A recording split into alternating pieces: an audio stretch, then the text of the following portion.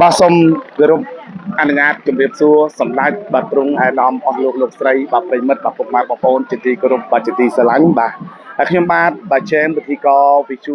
បាទ FM 102បានចុះមកដល់ទីតាំងស្រុកពញាលឺបាទខេត្តកណ្ដាល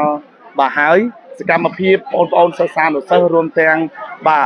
ប្រជាជនរួមជាតិរបស់យើងកំពុងតែញាប់ដៃញាប់ជើងបាទកាត់បាទក្បាលត្រីប្រហុកនេះដើម្បីបង្កើតទៅជា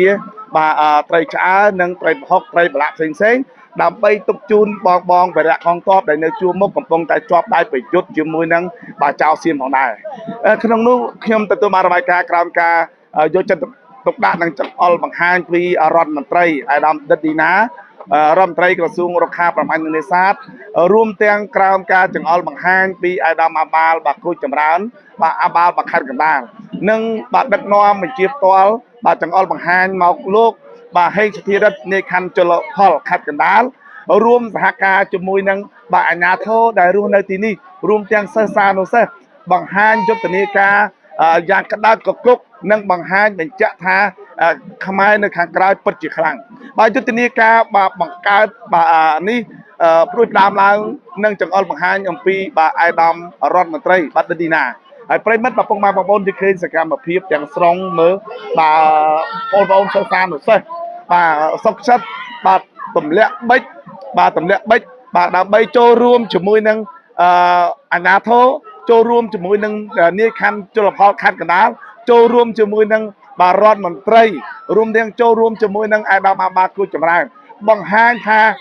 ពួកគាត់អង្គអាចក្លាហានបាទដើម្បីចូលរួមសកម្មបាទដល់ជូនទៅវរៈកងទ័ពយើងថាបាទថ្ងៃនេះពួកគាត់មិនបានកាន់អាវុធបាទលីក្របក៏ពិតមែនតែពួកគាត់នៅខាងក្រោយនេះគឺបាទកំពុងតែបាទផលិតស្បៀងបាទទុកជូនដល់បងវរៈកងទ័ពដើម្បីជាសក្ខីភាពបង្ហាញថាអ្នកនៅខាងក្រៅមិនរត់តាទេក្រោមការដឹកនាំរបស់រាជរដ្ឋាភិបាលបាទទាំងទ្វេ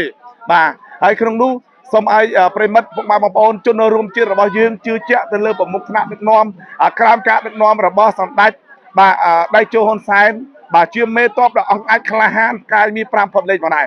ប្រិមិត្តទស្សនវិជ្ជាបាទទាំងស្រុងយើងឃើញហើយបាទមានសិស្សានុសិស្សរួមទាំងបាទបងប្អូនប្រជាជនបាទកម្ពុជារបស់យើងលោកគ្រូអ្នកគ្រូអាជ្ញាធរ